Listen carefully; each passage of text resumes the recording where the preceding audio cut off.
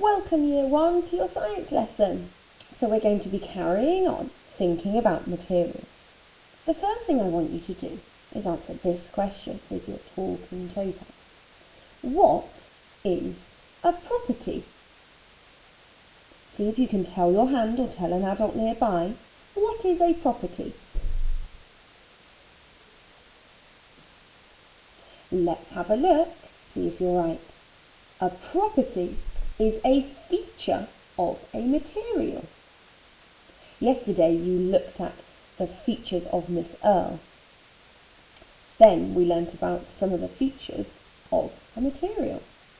We learnt these two features, rigid and flexible. Pause the video and see if you can explain to an adult what these two words mean. Have a go.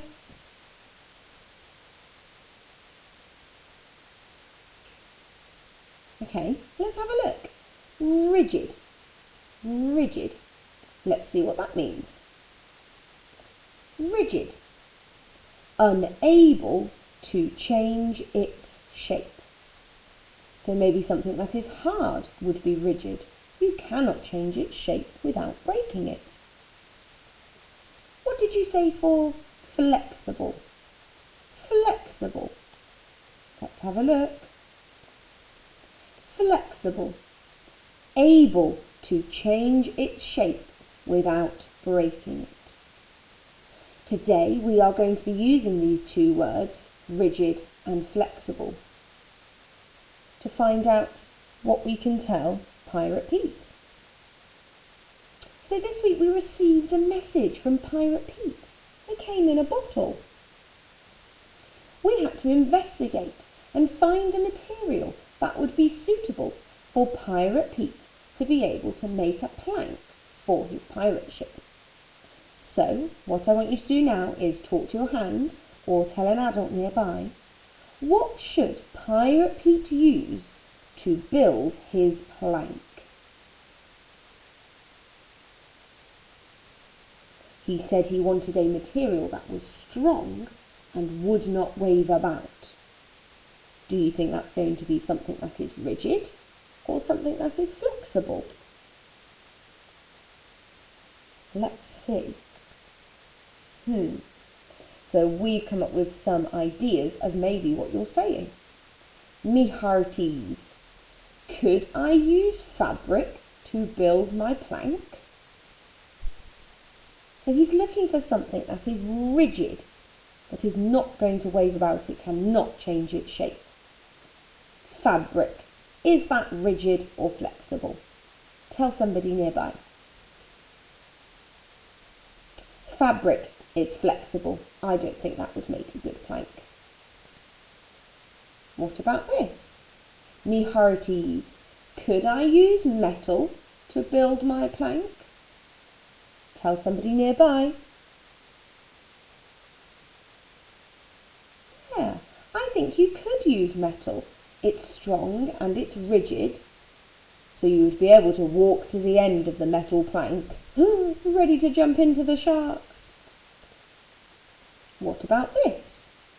Me hearties, could I use wood to build my plank? So is wood rigid or flexible? That's right, it's rigid, so you could use it for a plank. That's exactly what Pirate Pete is looking for. Me hearties, could I use cardboard to build my plank? What did you find out? Look at your sheet. Did you say that cardboard was rigid or flexible? Could you change its shape? Yes, you can change its shape.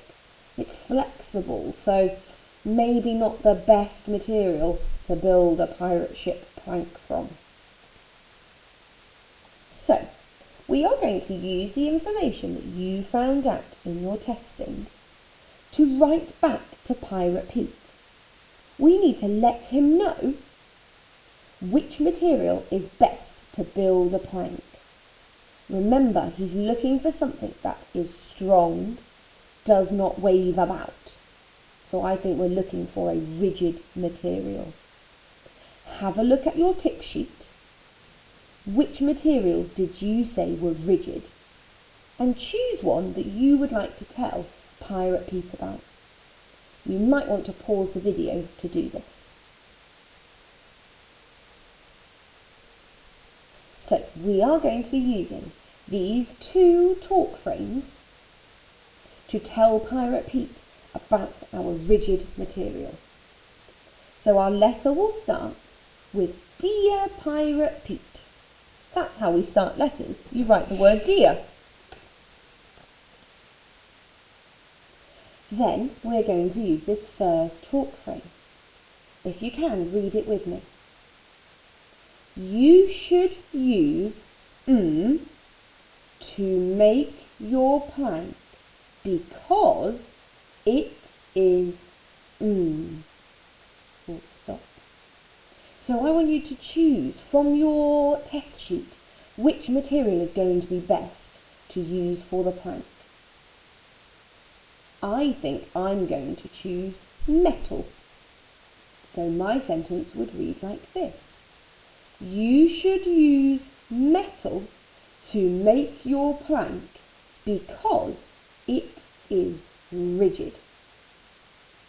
See if you can have a go. Pause the video, use a material and try and use the word rigid in your sentence. Okay, well done. Let's have a look at this talk frame. If you can, read it with me.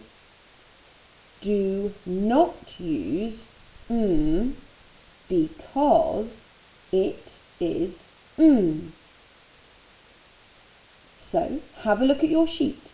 Which material did you say was flexible? They are the ones that Pirate Pete should not use. So pause the video, choose which one and why. So I'm going to say this. Do not use fabric because it is flexible. So in today's writing, you're trying to use material names that you have learnt and the two properties, rigid and flexible. We're writing as scientists, so we need to make sure we include those words. Here they are, rigid and flexible.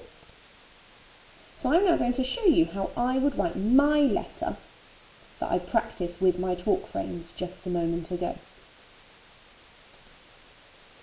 I have started my letter with Dear Pirate Pete. That's how everyone is going to start their letter. This is how everyone would start their letters no matter who they're writing to. We always start with the word dear. And then look, here's Pirate Pete's name. Can you tell your hand or an adult, why have I used capital letters at the start of his name? Hopefully you said because his name is a proper noun, and that means it's the name of a person, place or event. So I've used capital P's that stand on the line, nice and tall. Here's my next sentence. You should use metal because it is rigid. That's my sentence. So I've decided to use the material metal, and I've said he should use metal because it is rigid. So I've already used one of my scientific words. Now every time we write, we know that we must have a capital letter at the start, use finger spaces in between every word, and don't forget your full stop at the end. So here's my next sentence using the word flexible. Do not use fabric because it is flexible. So once again, I've used my scientific words, I've used the name of a material, that Pirate Pete should not use. And I've also used the word flexible, one of my scientific properties. Look, it was at the top for me to use. And I didn't forget my capital letter at the start, my finger spaces between every word, and a full stop at the end.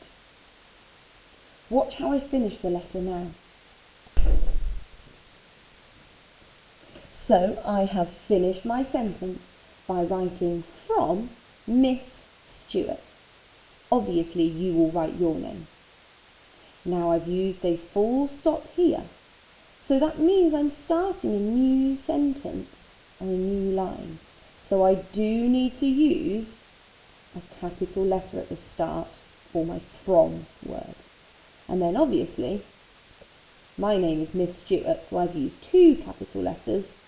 If your name was just Ben, then you would do just obviously a capital B for your name. I have decided to write my writing on every other line, missing one out, just so that my letters don't bump into each other. Maybe you should try that in your books too. So hopefully, in your books, you will find something that looks like this. You can see the letter from Pirate Pete. It's reminding you about your capital letters, finger spaces and full stops. We do that every time we write, no matter if we are an artist, a scientist or an author. We've given you some of the scientific words that you might want. Metal, wood, plastic, paper, glass, fabric. You've got the name, Pirate Pete, with his capital letters. Now these 2 words are really important. Rigid and flexible.